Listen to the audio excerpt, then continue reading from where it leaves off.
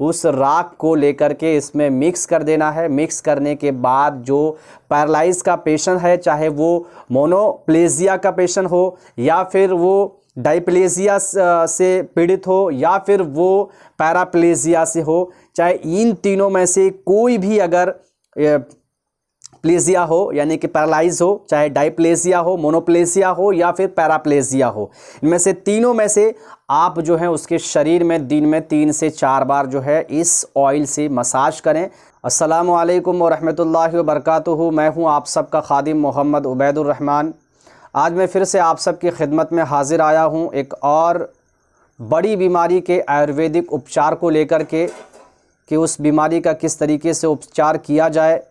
लेकिन दोस्तों, वीडियो को शुरू करने से पहले मैं आप सबसे एक बात कहना चाहता हूं कि यहाँ पर जो है आयुर्वेदिक से उपचार करने का बिल्कुल सही और सटीक तरीका बताया जाता है, जो आप सभी के लिए बहुत ही महत्वपूर्ण और बेहद ज़रूरी साबित हो सकता है।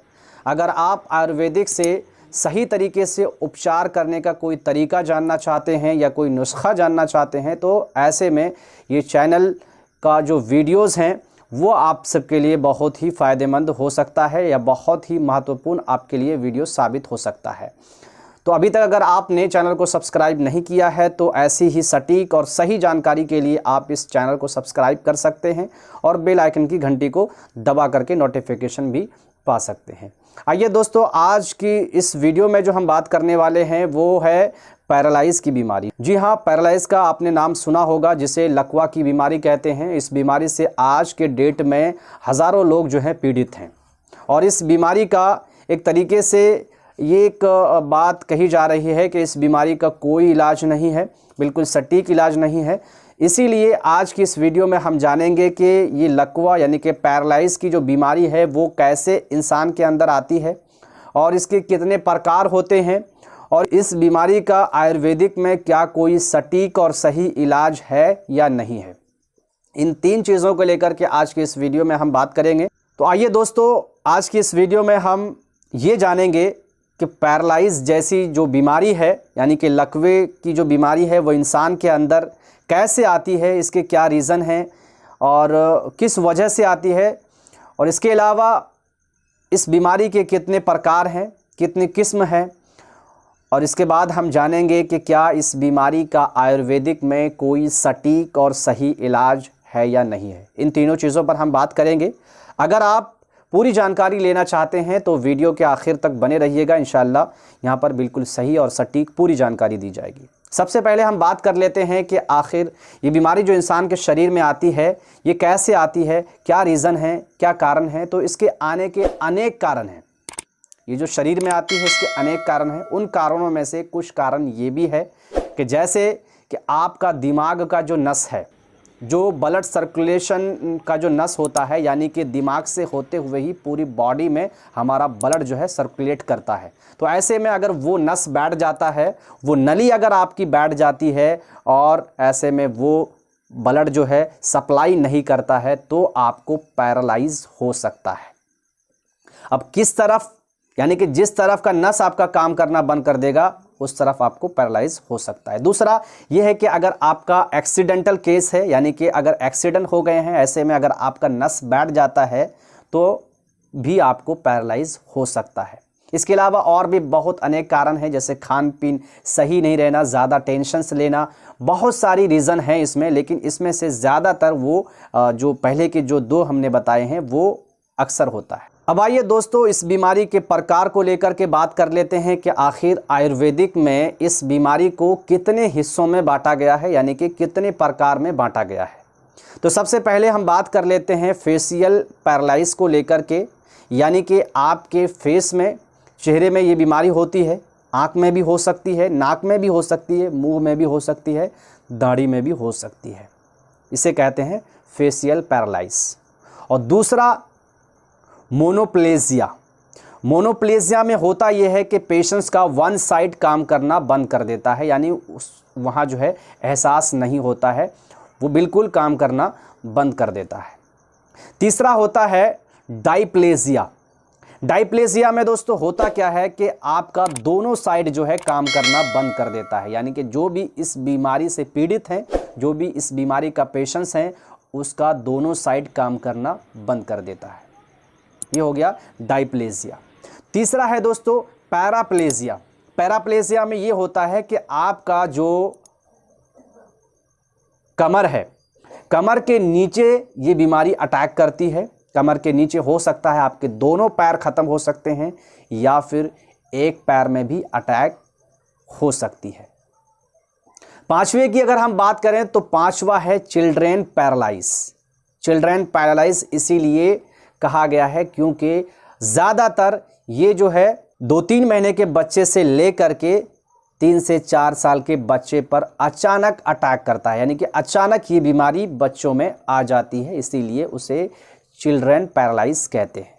तो दोस्तों ये हो गया पैरालाइज के प्रकार, और हमने इससे पहले बता दिया आपको पैरालाइज क्यों होती है, ये भी बता दिया।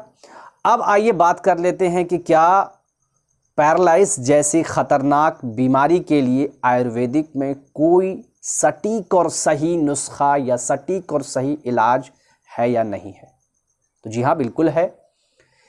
आयुर्वेदिक में इसका इलाज बिल्कुल सरल और सटीक तरीके से और बिल्कुल सही इलाज इसमें है, बशर्ते ये है कि पेशेंट जो है जो परहेज वगैरह है उस चीज़ का ध्यान दे। ज़्यादा से ज़्यादा जो है जो पेशेंट्स पैरालाइज के मरीज़ हैं, जिस पेशेंट को पैरालाइज हो गई है उसके साथ एक आदमी कंटिन्यू जो है उसकी हेल्प करता रहे। ज़्यादा से ज़्यादा ऐसे में पेशेंट्स के साथ इसीलिए बिताएं क्योंकि उन्हें ज़्यादा से ज़्यादा ऐसे में मालिश की ज़रूरत पड़ती है।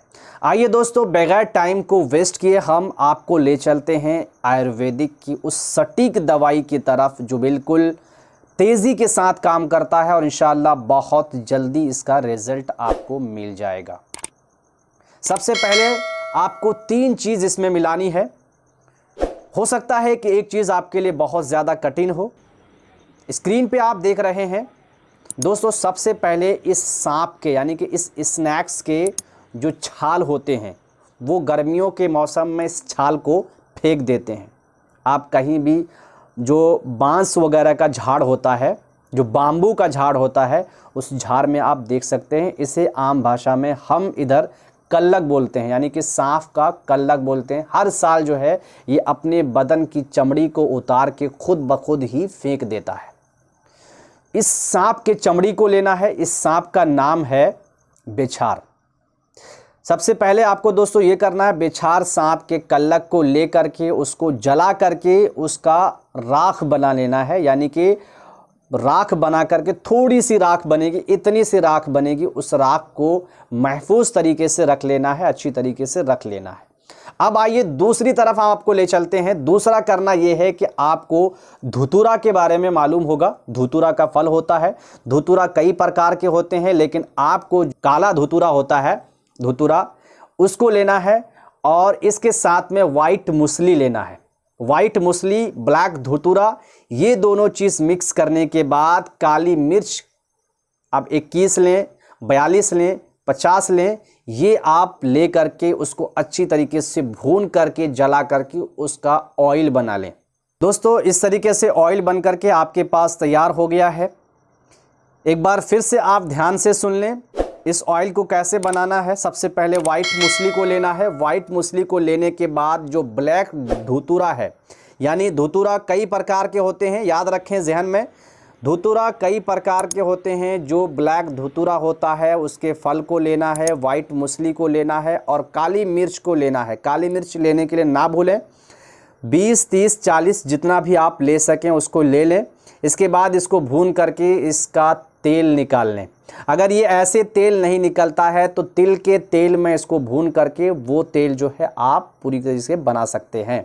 इसके बाद आपको क्या करना है, इसके बाद करना ये है कि आपने जो वो सांप यानी कि स्नैक्स के जो छाल हैं, जो उसकी चमड़ी है, जिसको आपने जला करके जो राख बनवाई थी, उस राख को लेकर के इसमें मिक्स कर देना है। मिक्स करने के बाद जो पैरालाइज का पेशेंट है, चाहे वो मोनोप्लेजिया का पेशेंट हो या फिर वो डायप्लेजिया से पीड़ित हो या फिर वो पैराप्लेजिया से हो, चाहे इन तीनों में से कोई भी अगर प्लेजिया हो यानी कि पैरालाइज हो, चाहे डायप्लेजिया हो, मोनोप्लेजिया हो या फिर पैराप्लेजिया हो, इनमें से तीनों में से आप जो है उसके शरीर में दिन में 3 से 4 बार जो है इस ऑयल से मसाज करें, ज़्यादा से ज़्यादा मालिश करें। और उसके बाद अब मैं आपको बता देता हूं, जो फेशियल पैरालाइज होता है उसमें आप, क्योंकि हो सकता है कई लोग जो है सांप से डरते हैं या उसको पसंद नहीं करते हैं, तो वो आप नहीं करके आप जो है ब्लैक धुतुरा और उसके बाद जो है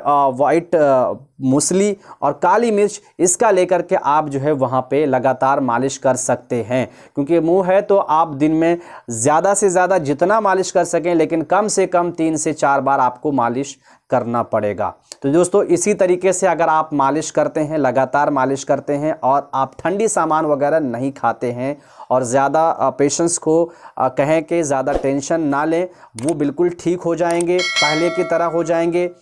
तो इंशाअल्लाह ताला ये जो है कम से कम आप इस तरीके से देखिए, 2 दिन में इसका रिजल्ट नहीं आने वाला है, 4 दिन में आपको रिजल्ट नहीं आने वाला है। जो लोग बताते हैं कि हफ्ते दिन में या 2 हफ्ते में आ जाएंगे, तो बिल्कुल गलत है। अगर इस तरीके से आप अगर पूरी रिजल्ट पाना चाहते हैं तो कम से कम इस पूरी रिजल्ट को हासिल करने के लिए 2 महीने लग जाते हैं और ज़्यादा से ज़्यादा 3 साढ़े 3 महीने इंशाअल्लाह इसमें बिल्कुल ठीक हो जाता है। तो उम्मीद करता हूं कि जानकारी आप सबके लिए बहुत अच्छी है। अगर जानकारी आप सबको अच्छी लगी है तो चैनल को सब्सक्राइब करके ऐसे ही जानकारी आप लगातार जो है हमारे चैनल से ले सकते हैं।